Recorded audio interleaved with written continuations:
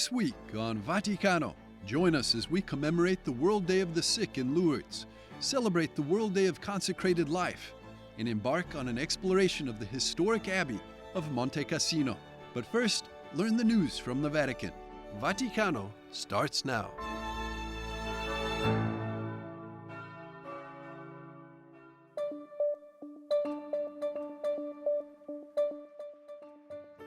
The National Italy-China Federation finds a warm welcome within the Vatican walls, celebrating both the 10th anniversary of its founding and the vibrant festivities of the Chinese New Year. Pope Francis, addressing the Assembly, wished that there might be mutual understanding between the Italian and Chinese communities to enhance mutual welcome and a spirit of fraternity. This comes as the Vatican and China navigate a complex relationship, highlighted by recent ecclesiastical appointments under the 2018 Provisional Agreement. In a significant move, the Vatican announced the appointment of Father Peter Wu Yishun as Bishop of Shaowu, marking the third such appointment in China in just a week. The recent bishop appointments and cultural celebrations at the Vatican underscore the delicate balance of faith, diplomacy, and cultural dialogue between the Holy See and China. The renewal of the Vatican-China Agreement on the appointment of bishops expires this year in October. In additional Vatican-China news, the Vatican announced that Pope Francis has created a new diocese in mainland China. The Pope has created the Diocese of Weifang, which takes its name from the prefecture-level city of more than 9 million people in China's central Shandong province. The Vatican announced the Weifang Diocese on January the 29th, the day of the consecration of the diocese's first bishop, Bishop Anthony Sun Wenjun. Diocesan borders have been an area of dispute between the Vatican and China in the decades since the Chinese Communist Party came to power and started to redraw diocesan lines. The Pope's elevation of the Diocese of Weifang accepts the diocesan borders redrawn by Beijing.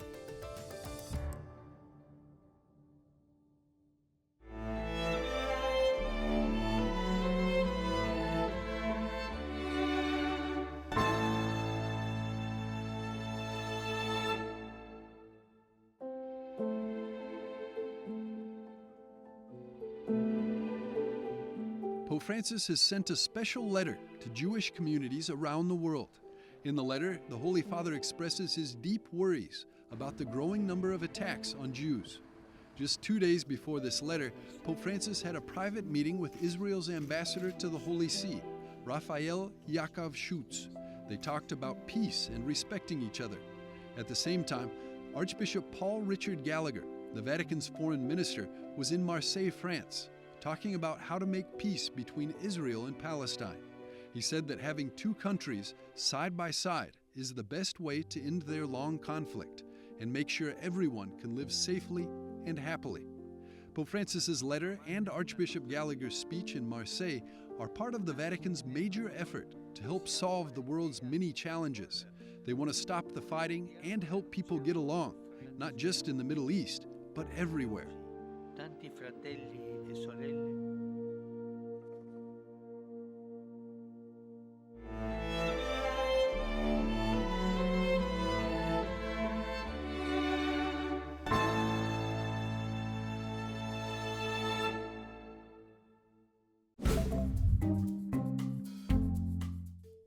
Hello and welcome to this week's Vaticano Updates, the most important news from the Holy Father and the Vatican.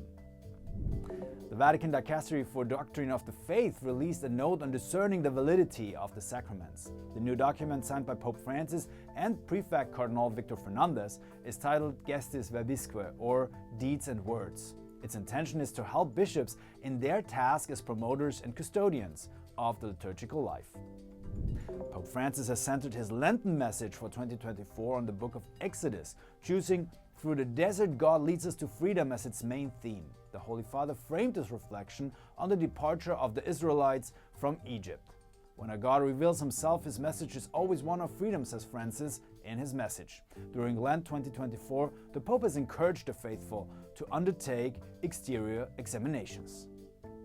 The Vatican is inviting 300 parish priests to come to Rome for a meeting of listening, prayer and discernment that will help shape the next Synod Assembly discussions. The internal meeting of priests will take place from April 28 to May 2nd with the goal of listening and valuing the experience of parish priests and providing them with an opportunity to experience the dynamism of synodal work at the universal level, as the invitation read. This week, Pope Francis met with his Council of Cardinals in Rome. The Holy Father established a so-called C9 with 9 cardinals in 2013 to support him in the governance of the Universal Church. The Council of Cardinals last met only in early September at Casa Santa Marta. Pope Francis's prayer intention for the month of February is for the terminally ill. Even when little chance for a cure exists, every sick person has the right to medical, psychological, spiritual, and human assistance, the Holy Father said in his video message. He also emphasized that families should not be left alone in these difficult moments. Thank you so much for watching this week's Vaticano Updates. Andreas Tonhauser for EWTN Vaticano.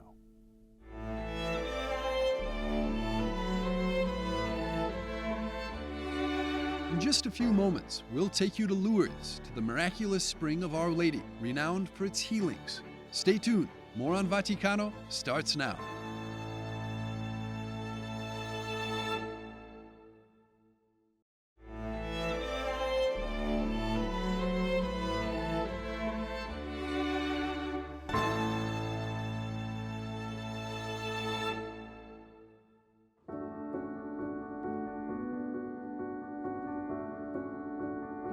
Pope Francis's message for the World Day of the Sick, he emphasizes that the Church's core focus is on the sick, vulnerable, and poor, urging us to prioritize them in our compassion and pastoral care. The Holy Father highlights the importance of maintaining this focus and encourages seeking the intercession of Mary Most Holy, the health of the sick, to guide us in cultivating close and fraternal relationships. February the 11th is the World Day of the Sick, an observation introduced by St. Pope John Paul II as a way for believers to offer prayers for those suffering from illnesses. Pope Francis's message for the 2024 World Day of the Sick will be celebrated under the biblical quote from Genesis, "It's not good for man to be alone." The day coincides with the commemoration of Our Lady of Lourdes and is an important opportunity for all the faithful to reflect on caring for those who are sick, as well as those who provide care for them. The sanctuary of Our Lady of Lourdes in southwestern France is associated with the sick because of the presence of a miraculous spring from which many people have obtained physical healings. In your opinion, also speaking to pilgrims, why do people come to Lourdes? Because they find in Lourdes something unique. The experience of Bernadette in the Grotto of Massabielle, the message she got from the Virgin Mary for the priests and for the world, for the Church, for the world, touches the heart of everyone and the experience and the life of everyone, everywhere. And there is a very special atmosphere here. All the people who come in Lourdes make an experience, unique experience of fraternity, of presence of God, quasi-sensitive, of respect, of healing, inner healing, first of all, and sometimes also a real physical healing too. Not officially recognized, all of them as miracles, but many people come here because here they find humanity real human. The Sanctuary of Lourdes was founded on the apparitions of the Blessed Virgin to a poor 14-year-old girl, Bernadette Soubirous. The first apparition occurred on the 11th of February, 1858. There were 18 apparitions in total, the last one taking place on the 16th of July of the same year. What can we learn from Bernadette today? Why is she so inspiring to many people? That God always chooses the simples, the poor, the none too proud people. Bernadette was really nothing in the eye of the population of Lourdes at that time. Her family was very poor, and well, Even when she arrived as a young religious in Nevers, other sisters heard about Lourdes and about her, but they had never seen her before. And when they saw her arriving in their monastery in Nevers, that Bernadette, they were disappointed because she was so humble, so simple. And I think this is something that Bernadette has to teach us today.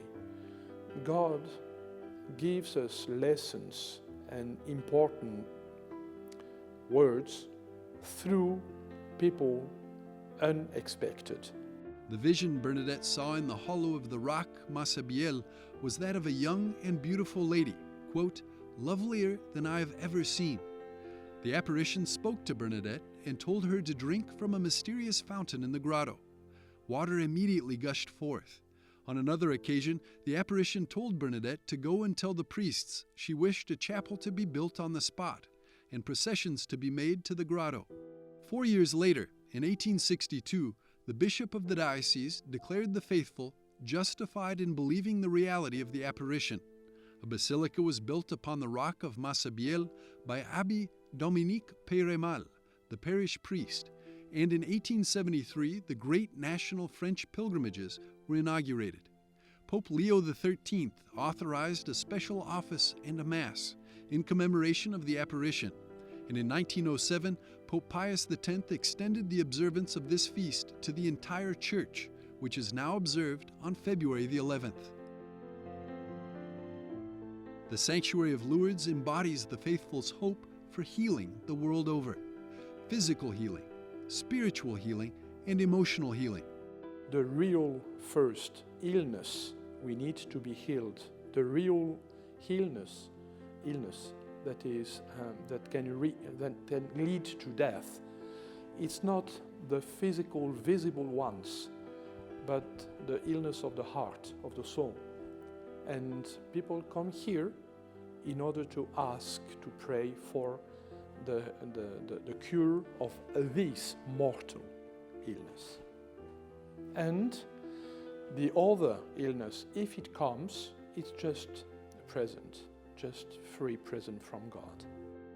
This year, on the liturgical memorial of Our Lady of Lourdes, the Holy Father reminds us that we are first to heal the sick by healing our relationships. Pope Francis urges embracing love and connection, emphasizing their vital role in personal well-being during vulnerability and addressing societal issues.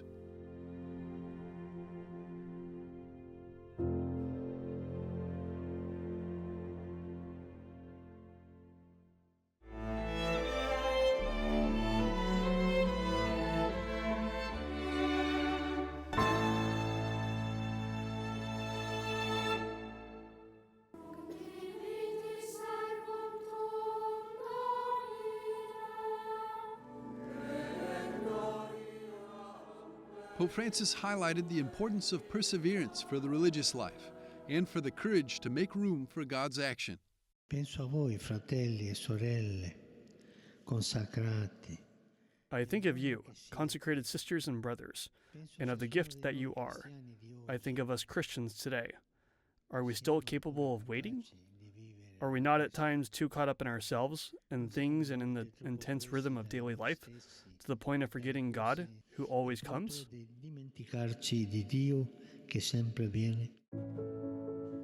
Instituted in 1997 by Pope St. John Paul II, the World Day for Prayer for Consecrated Life is intended to help the entire Church to esteem ever more greatly the witness of those persons who have chosen to follow Christ by means of the practice of the evangelical counsels.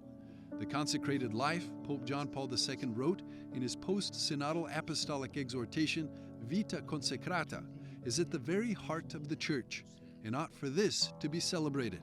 Das Herz der Kirche ist einmal das Gebet. The heart of the Church is prayer and charity. The apostolate. In religious life, in consecrated life, there are both. There are men and women who really devote their lives entirely to contemplation, prayer, and adoration, who withdraw from the world to pray for the world and the Church. The other pillar of consecrated life is a concrete action, the apostolate. Many communities have been founded to help people in schools, in hospitals, in missions, in development aid, in many areas of life. And in the consecrated life, this is lived in an exemplary way. The Catholic Church celebrates the World Day for Consecrated Life on February the 2nd, the feast of the Presentation of the Lord, the day when the Blessed Mother presented her Son in the temple and consecrated him to God. Venimos de España. We come from Spain.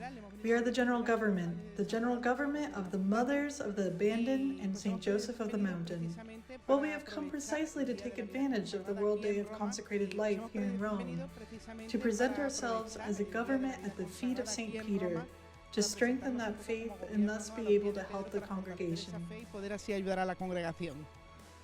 Mother Paloma explains the importance of giving visibility to the social work of the consecrated and the need to celebrate Candlemas to make known the good that is done in the Church. Alejandro, on the other hand, recounts his vocation since childhood, a deep desire to become a priest, a calling he recognized from a young age. Well, basically, considering vocation, it's something that comes from God. In my case, I had the grace to feel it since I was very little, around 6 or 7 years old. It's like this. You have that kind of desire, like a child who wants to become an astronaut. I wanted to become a priest, and although back then I didn't really know what it meant, as one grows, I was fortunate to grow up in a Catholic family. We used to go to Mass on Sundays. La vocación en sí es llamada, es Dios que nos llama. The vocation itself is a call. It is God who calls us. Well, I felt that call, that vocation to live solely for God, and the vocation is a commitment, in that sense, to consecrated life. Y la vocación es una entrega, en ese sentido, a la vida consagrada, una entrega total.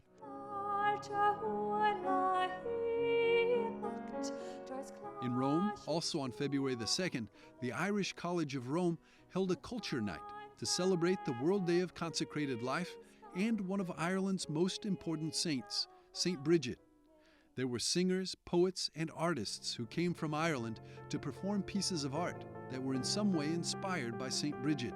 Bridget has been one of the patronesses of Ireland, so along with Patrick. So in terms of the balance and I suppose the inspiration that she has for many women.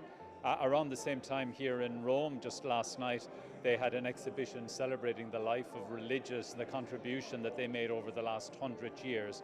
So Bridget, for many women, was an inspirational woman, a pioneering woman. On this important day, let us remember to pray for the religious men and women and heed the Holy Father's advice and always be open to be moved by the Spirit and reawaken our longing for God.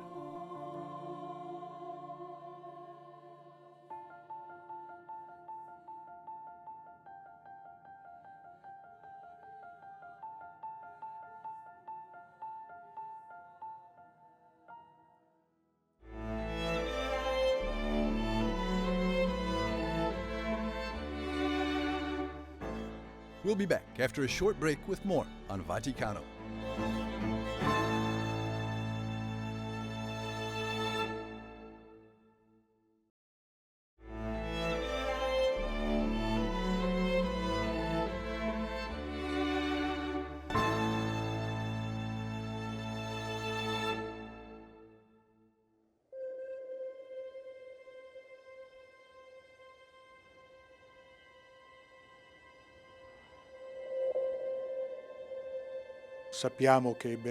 We know that Benedict came to Monte Cassino from Subiaco, where he had begun his monastic life, first in an eremitic form, and then cenobitic form, with a community. Because of the jealousy of a local priest, Benedict decided to leave Subiaco with a group of disciples and arrived to Monte Cassino around the year 529.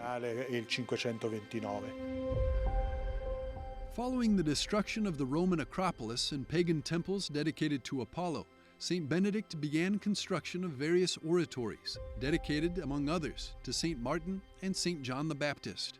In this first monastery of the order, St. Benedict wrote down his renowned rule, shaping a monastic life centered around prayer, work, study, and hospitality.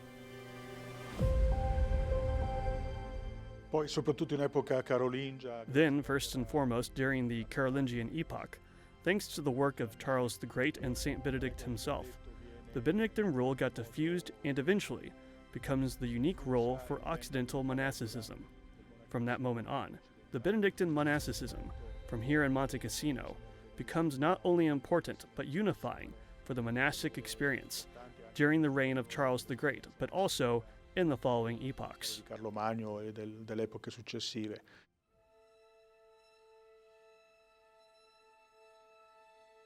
The ecclesial and political influence of the abbey peaked in the 11th century, during the time of the great abbot Desiderius, who later became Pope Victor III, and who not only rebuilt the abbey and re-established monastic discipline, but also saw to it that the monastery library became one of the richest in Europe by collecting and translating manuscripts from all cultures, nations, and times into Latin. Noi qui abbiamo due luoghi dove custodiamo il patrimonio. Here we have two places where we preserve the literary patrimony. The first place is the archive, where all the old manuscripts are, and the other is the library, which is where we are standing right now, where all the printed books are. We have what we call an ancient source, which is the one we are looking at right now, and which is composed over 32,000 volumes. By ancient sources, we mean incunables, that is, books printed after the inventions of the press by Gutenberg, and all the way until 1830. Da parte di Gutenberg e fino al 1830. However, the preservation of the many literary and cultural treasures of the abbey proved to be not an easy feat. Throughout the centuries, the abbey suffered several destructions, such as by the Lombards in 570, by the Saracens in 883, and by an earthquake in 1349. The most notable destruction, however, happened just 80 years ago in 1944, when the monastery was bombed during the Second World War. La zona in cui The zone where the monks lived, the oldest part of the monastery where the cell of St. Benedict was located, was saved from destruction, so neither monks nor civilians died there, as they did in other zones. si è salvata. Also, the burial place of St. Benedict and St. Scholastica was somehow miraculously saved. The place was saved because a grenade that fell there didn't explode, but there was a loss of lives. And then, of course, for the symbolic value which the abbey represented, certainly there was an event that in some way had a big emotional impact, certainly for this territory and the abbey itself, but also for everything that the abbey represented in Europe and beyond Europe. Nell'Europa e anche al di là dell'Europa. Thanks to the help of German priests, most of the Abbey's literary and artistic treasures, including those from different national museums that had been sent to the Abbey during the war for protection, were evacuated to Rome and saved from destruction.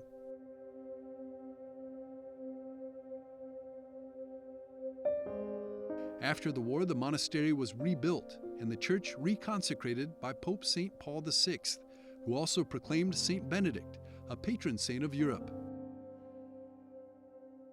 San Benedetto è importante perché St. Benedict is important because, first of all, he is a point of connection between Eastern monasticism and what you can say later became Western monasticism. And as I was saying before, St. Benedict is also known for the famous motto, Ora et Labora, work and prayer, to which we can also add the imperative read. But we could also add other verbs. I believe that beyond the verbs, it is the et that connects them that is the most important. So St. Benedict, I think, testifies to the importance of a unified, harmonic life. And it isn't for no reason that the Benedictine motif is Pax, peace, and that Benedict was proclaimed precisely patron saint of Europe, with the bull that defined him as messenger of peace, and suggested that we can all be signs of instruments of peace in the history and in relation to others, provided that we are able to find an inner peace or harmony within ourselves.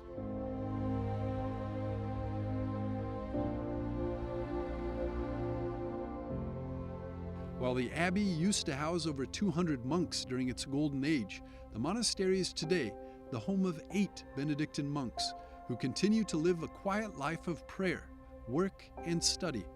Despite the challenges faced by the Abbey and its history, the spirit of monasticism has persevered, and monastic life continues to flourish in Monte Cassino.